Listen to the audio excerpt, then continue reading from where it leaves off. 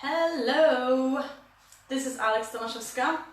Okay, let me know if you can hear me when you join, as soon as somebody joins.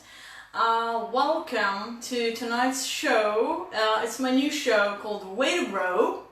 It's once a week, and today is the second episode. So the first episode was a week ago. Hi, somebody just joined. If you could let me know if you can hear me in the comments, that would be awesome. Hey, Anu. Okay, he's gone, I think. Right, yeah, if you can let me know if you can hear me, that would be perfect. Because there's no way to test it. And right, so we're starting today's show. Today is the second part about procrastination. But first, what my show is about, well, I'm sure most of you know, I'm into self-development, personal development. And this show is about personal growth, but mostly around the topics that I'm interested in, which is finding your life's purpose, staying motivated and energized, and then gaining some self-confidence, so increasing your self-confidence levels. And the third topic that I really love is productivity. So this is a mix. Each week I'm going to be talking about a different topic, but last week's topic was procrastination, and it was so big that I decided to actually divide it into 2 sessions. So today is part 2. Don't worry if you haven't seen it. Hey Suhail, good to see you here. If you haven't seen last week's show, I will put a comment, a link to the comment. Hey, a link to the show in the comments, so you can watch it later. It's fine if you haven't seen last week's episode. So just to recap, last week I was talking about procrastination and how to oh sorry, I got lost in the comments. I was talking about the pyramid of tasks. So we have different sizes of tasks. So we have small tasks, which are at the bottom. There's a lot of tasks, and a less amount of big tasks at the top of the pyramid, basically. And when we're procrastinating, the way to go about them is to divide them into smaller tasks, basically, the big ones, so that they are achievable, they are doable, because the big tasks tend to really scare us, right? So you want to divide them into smaller ones. Just a small recap from last week, but do watch last week's show, because there's a couple of topics that I'm not going to mention today, yeah? And so once you have those tasks, the list of tasks that are actually doable, and you have nothing standing in your way, so you actually can go on with them, but yet you do procrastinate about them, then you need to go deeper, because you've done all the work that you could. I call it the easy work, so dividing the tasks into smaller tasks. That should be fairly easy. And then digging deeper into whys. And today we're going to be talking about whys. That's a more complex topic. So first I'm going to be talking about the whys in procrastination, 2 topics. And the second topic is going to be about deadlines. Setting deadlines as a way to deal with procrastination. So first of all, the whys. So let's say, I would need an example here. Let's say you have a task of having a difficult conversation with somebody. No, actually, you know what? I know this one. This is from my group. Let's do another example. The example is you want to write your resume, because you want to change your job and you want to write your resume, but you've been postponing that topic, procrastinating on it for, I don't know, days, weeks, months. Only you can know that, right? And it's not a super big task. You've done your photo, you've taken that off the grid, you know how to write a resume, but still you haven't started writing it, right? So how do we go about doing that? How do you start writing the resume? Hey Dorota, okay, I'm talking about resumes, so this could be an interesting topic for you, so you may want to stay. So why do we procrastinate about resumes? Well, this is the work that you need to do. So if you are prepared, you're sitting at the desk almost, right, and writing the resume, it's still not happening. What you need to do then is you need to ask yourself 2 types of why. Now this is important. The first type of why will be, why did I even put this task on my list in the first place? Why is it there? Why do I want to write my resume? And the second why is, why am I procrastinating about it? Now these two can go two separate ways. But let's stick to the first one. Why did I even put the resume on my list? And so when you ask yourself why, first of all, what can happen over there is you may have a quick answer, like, hey, because I want to change my job. We'll get back to that later. But it may turn out that you don't know. You're saying, I don't know. It's probably not around the resume, it's probably around some different topic. But sometimes we procrastinate about something. When you ask yourself, why did you even put that on the list? Say, I don't know. Maybe it's because other people do it. Sometimes we kind of feel this social pressure. For example, and these can be like chores. For example, cleaning up the apartment, right? So some people like to clean up once a week. They have a habit of cleaning up on every Saturday, for example, and basically they keep it neat and tidy. But let's say you're not the kind of person that actually cares about that much. I mean, the apartment can be messy and you're still fine with that. We are all different characters. So for one, it has to be super clean, but for the other one, not necessarily.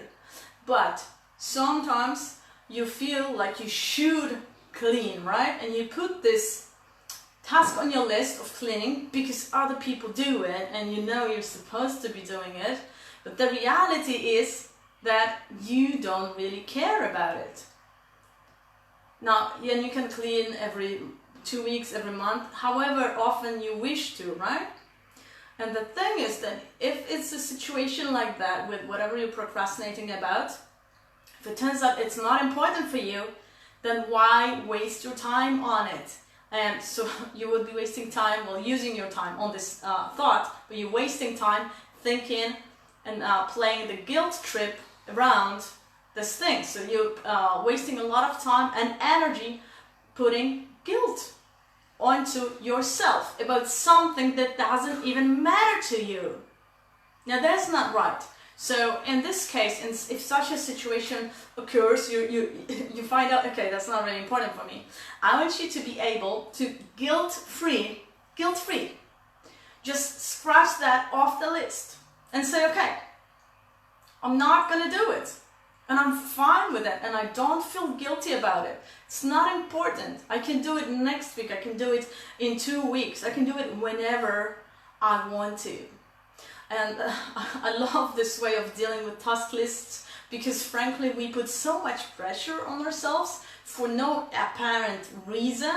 When you start digging into it, it turns out that a lot of the things that you wanted to do, maybe they're not valid anymore, for example, or they're not important, so you can just scratch them off, right? So you handle stuff that way on the list.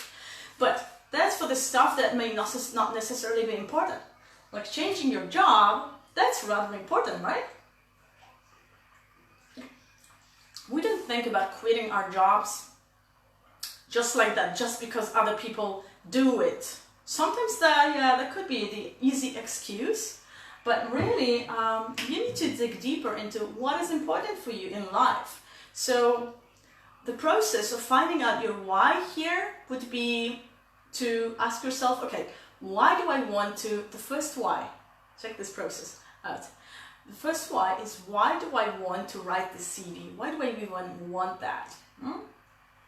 And the answer is going to be very generic and very obvious, because I want to change my job. Okay. Even if you say, I want to change my job because my current job sucks, okay? That's not enough. That's very generic. There's nothing personal, nothing that's going to speak to you over there, right? So what you do then is you ask yourself, second time, why? So why do I want to change my job then? And then the answer might be, well, because I want to travel more. So if you want to travel more, you need more money. So yeah, I need to get a job. You need to get a job that pays more.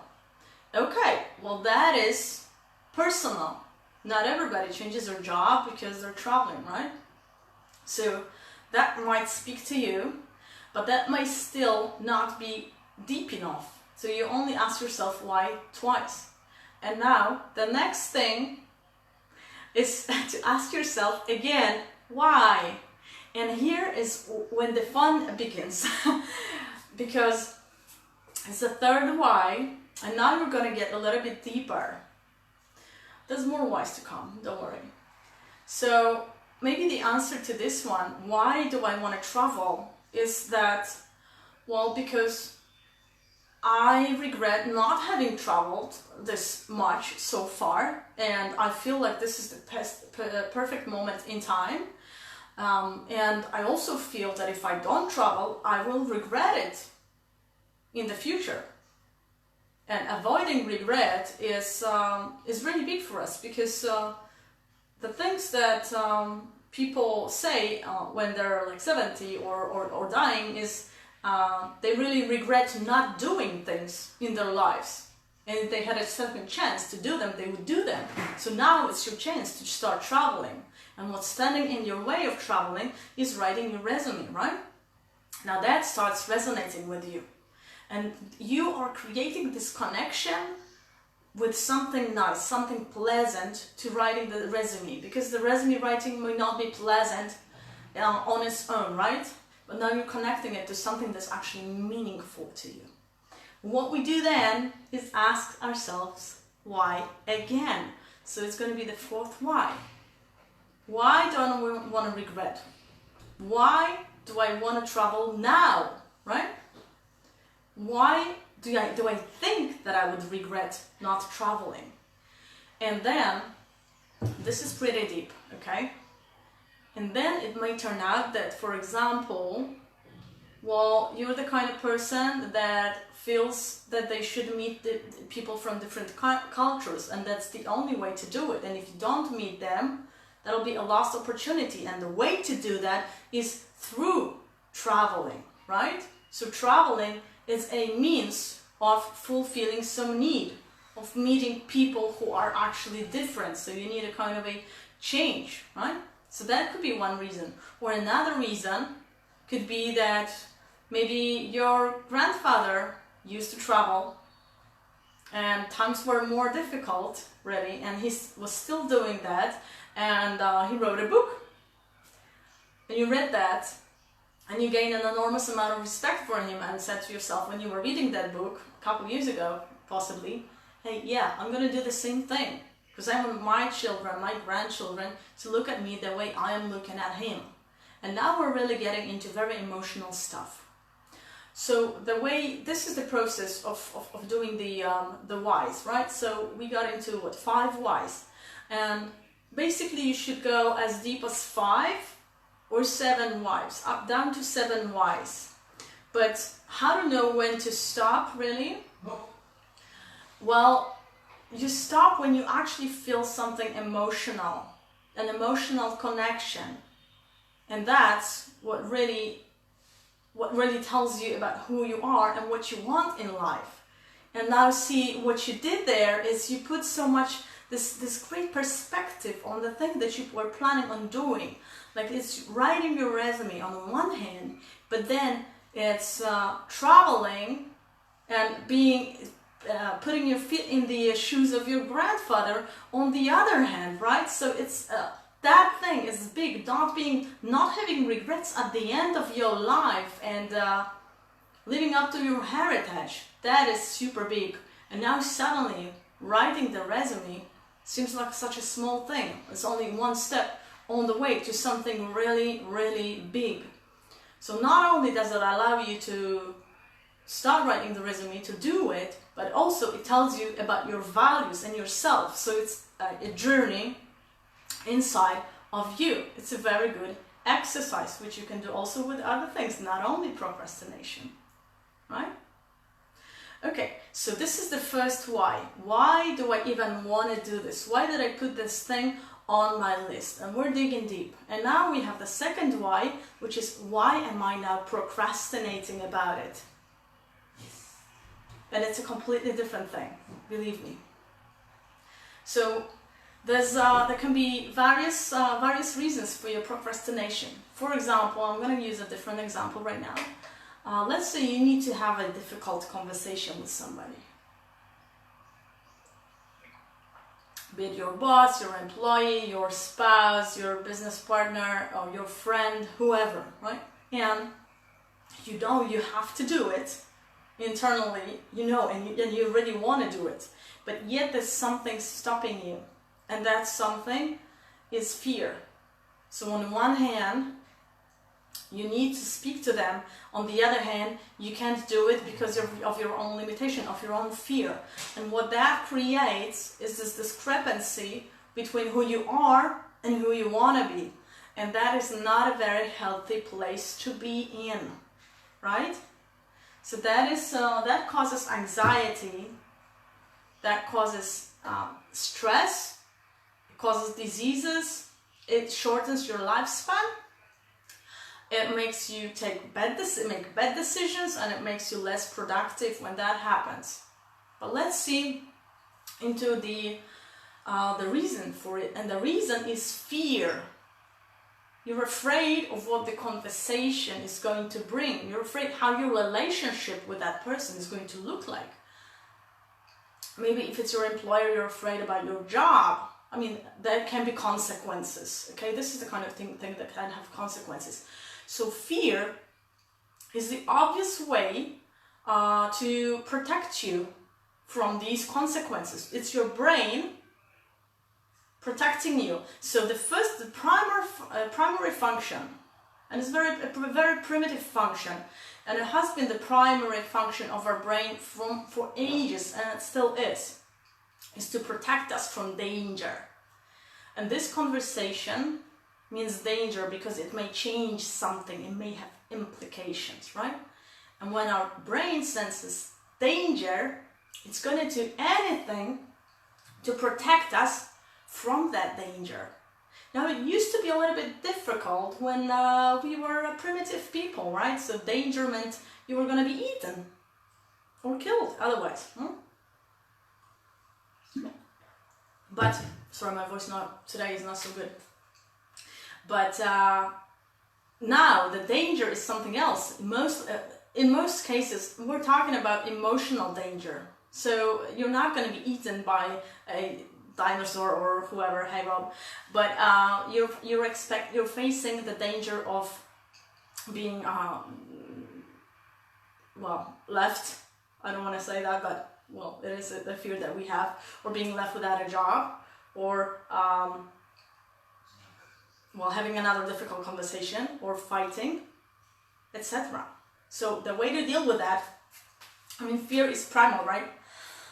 It's not like you can suddenly drop it and say, okay, I'm not going to be afraid of that anymore, because that doesn't work that way. So there's a couple ways to do there. Well, you may want to analyze your fear and work on that, like do deep work with a professional on yourself, or what I can recommend here is visualization. So you may want to visualize, but the whole conversation, all of it, how it goes, how you're feeling emotionally through it, and imagine it very, very, very well and down to your senses. I don't think I can go through with this live, sorry. So you need to imagine the whole conversation and with all the scenarios, etc. And that will allow you to, that'll allow you to go through with it, because you will have all the scenarios done in your head, and it'll be, when you actually go do the conversation, you will feel like you've already done it, right? And you've accepted the consequences, and you've actually maybe learned a way to lead it properly, and you've dealt with your emotions. So you're not going to say something emotional, but you're going to be mature in the conversation, and then the consequences maybe not as rough as you initially thought. Okay, so that's a way to deal with fear. Now there's another thing, another factor, which is the factor of not so primal, a little bit less in the past. It's your whole life experience. So imagine a situation, there's a joke. A wife, Wendy, says to her husband, Brian, are you going to finally hang the shelf on the wall? And he says, yeah, sure. I mean, I told you I would. You don't need to remind me every half a year, okay? And that's a classic example of procrastination. And the reasons may be various, but I want to shed a light onto this possible scenario where Brian, the husband, actually is afraid he's not going to be able to do it, and it stems in his childhood. So his father, who was a handyman, a fixer, used to scold him when he was not good enough, when he was not performing as well as he could perform, and when he was not able to do simple things. As a child, he would yell at him, why can't you do this properly? You're not good at anything, you're not good enough, etc.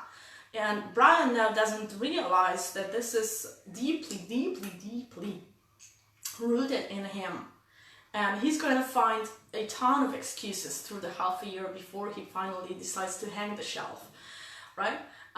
He doesn't realize that there's a feeling of not being good enough behind all this. So if Brian does this exercise of why, he will come to the conclusion of why he is procrastinating. Now this is just one case scenario, but something worth considering.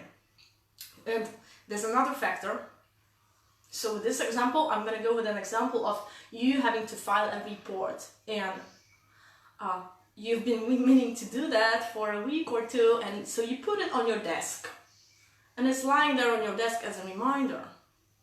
And then another week passes, and another week passes, and you still haven't filed it. There's a deadline, or maybe not, we don't know. With deadlines, you never know how serious they are, right? What's going to happen if the report is not filed, etc. Depends on the situation, obviously, right? And who you are.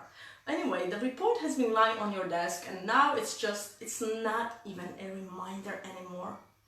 It's just a thing. It's not a reminder of writing the report. It reminds you of how guilty you feel for not feeling it. You get what I'm saying? Really sorry about my voice today.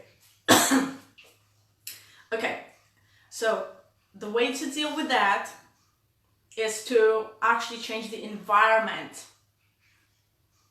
So you may want to, so that the report again becomes a reminder. So you may want to decide, hey, I'm going to do this report, and go into the kitchen or into the living room, because your desk at your office is reminding you of the fact that you can actually procrastinate on this because you have been doing that, right? So you want to switch the environment, or go to a coffee shop where there's less distractions, right? And where you don't have anything else to do basically than to actually do the report. Things like that. Okay, so I gave you only a couple examples because I don't have the time to go deeper into many more examples of why we procrastinate and how to deal with procrastination. And there is a ton of ways to deal with procrastination. But I want to focus today on one of them, which is deadlines. So I chose this one. If you want me to help you out with your procrastination, you can reach out to me in a private message, and we'll see what I can do for you. But the deadlines thing. So the deadline, it doesn't really have a pretty name, and we are scared of deadlines usually. We don't like them. We hate deadlines usually, right? And well, it's a deadline. Okay, nothing good can come out of it. Well, the thing is that we should actually love them. Deadlines are amazing. Deadlines are life-saving for procrastinations. The best example is Christmas gifts, buying Christmas gifts. You know it's coming. You know Christmas is coming. It's every year on the same date. Yet you don't do anything about it, and some of us really buy Christmas gifts just after the 20th of December or even later, right? Because we procrastinate on it. And if we didn't have a deadline, we would still probably procrastinate on a lot of them, But because we do have a deadline, the 24th or 25th, depending on the country, 25th of December is the day when you actually need to hand over the gift. Okay? It is a brilliant deadline. It's brilliant. And I can give you many more examples. But I want to tell you a story. This is a story about me.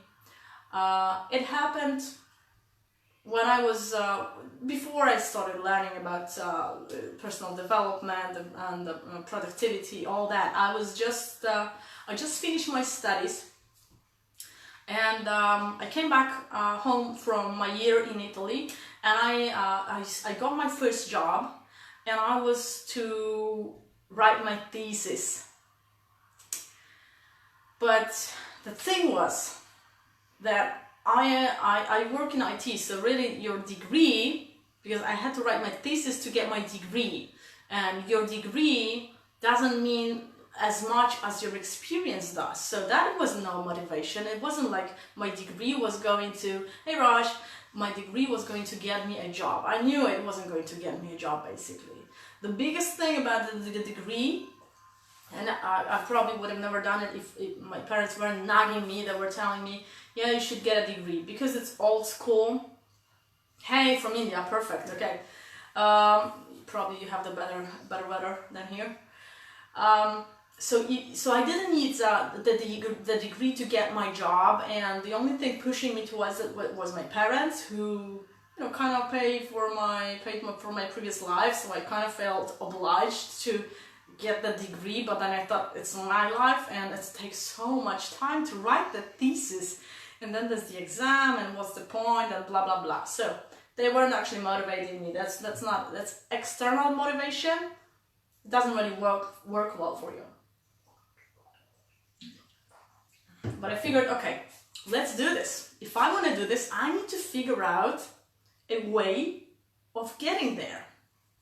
And so I'm a social animal. I love parties. What I figured out is I would have a party, invite all the people that I know, and it's going to be my graduation party after I get my degree. The thing is, I had to do it after I got my degree, but I hadn't written my thesis yet, right? So there was no date. So I was free to actually tell them any date that I could for the party, right? So I did that. I picked a date that seemed doable. I think it was 2 or 3 months ahead, and I don't usually plan that far, by the way. So it was 2 or 3 months ahead, and I told them, and I remember it to this day, it was the 16th of October on a Friday. And I invited people, even people from my high school who I wasn't even staying in touch anymore. I wanted to invite as many people as possible, because that gave me social pressure. Like, the people that I haven't seen in years, if they are coming to my graduation party, I better have a degree. Because otherwise I would need to cancel the party or just come to the party, and instead of a celebration, it would just be the funeral of my degree, right? After I set the party date, the thought of not writing my thesis, not going for the exams, it never crossed my mind even. The motivation was so strong. Social motivators are amazing. This is what I'm trying to tell you guys. And what happened with me is, remember the date was on the 16th of October. Now I handed in my thesis, that was a Friday. I handed in my thesis, and they wanted to set the date for my exam for the 19th of October. So I was really very close to the deadline, They wanted to set the date of the exam for the Monday after the Friday, after the party. And I said, no, it has to be on Thursday. And a normal person would say, yes, fantastic, more days for me to prepare for the exam, right? That's the way to go. And I had to say, no, it has to be sooner than that. So we did it on Thursday, and I got my degree on Thursday, and the party was on Friday. And it was the smartest decision that I ever made. So actually my love for partying, for social interactions, for meeting people, that got me my degree. How amazing is that? I want to blow your mind with this, because there's ways for you to connect the things that you like with the things that you procrastinate about, so that you actually do them, so that you actually enjoy them, so that they mean something to you.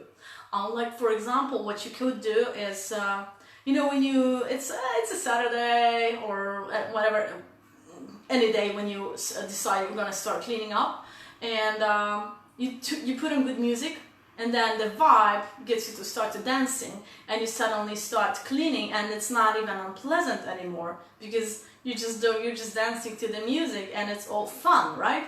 That's the way to go. You want to connect the reward, the fun thing, with the not so fun thing. So if you're doing your report, for example, you may also put on some good music and let that do the job. The thing is to connect your mind with something pleasant about the thing that you're procrastinating about. Okay, last tip. No, it's not going to be the last tip, because I don't think it lasted so long, so we still have time in the program. The way to connect your mind to something pleasant, why do we even do that? Because that allows us, let's say you're doing your cleaning and you have your music on. Instead of thinking about the bad thing, about the cleaning, about all the time that it's going to take, all the effort that you need to put into it, and I don't know anything else about cleaning that's not fun. I think that's all basically.